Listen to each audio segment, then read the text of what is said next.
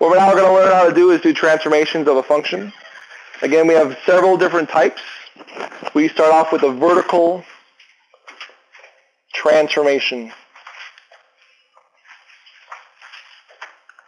The vertical transformation of the four that we're going to talk about is the nice one, unfortunately. So if you would sketch this graph down, this is the graph of y equals x squared. The letter that's associated in this class for a vertical transformation is k. Where have we seen k before? Circles.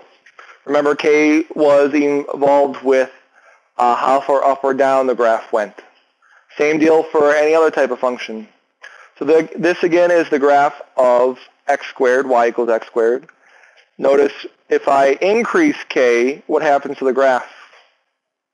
Moves up, and if I decrease k, shifts down. Depending on how far, what the k value is, will tell you how far down to go. So if I say 5, it'll move down 5 units. So the origin was the center of the graph, 0, 0. But by saying k is negative 5, I have now subtracted 5 from all the y coordinates, which means the new vertex, the new center of the graph is 0, negative 5. So k affects the y coordinates. And it does what it says it does. If you add, you move up. If you subtract, you move down. Again, it's the only nice one. So let's generalize this. The graph of the function y equals f of x plus k is the graph of y equals f of x, part A, shifted up k units if k is positive, shifted down k units if k is negative. We're going to be having this phrase of adding or subtracting as needed, but you have to understand what we're adding or subtracting to. Notice k adds or subtracts to the function.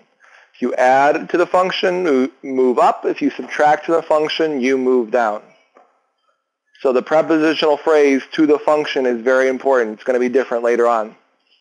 So let's do a numerical example. Yes, I would like, okay, describe the steps necessary to transform the graph, to sketch the graph f of x equals x cubed minus 4.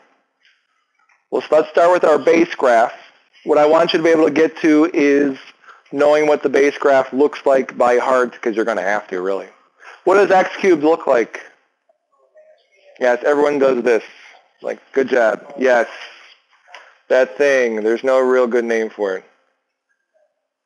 That about right there is your graph of x cubed. So y equals x cubed. I'll say it that way.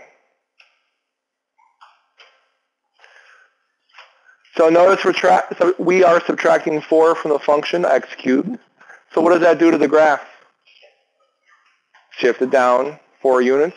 So the center would have been 0, 0. Now it's going to be 0, negative 4. So if you would try to mimic it,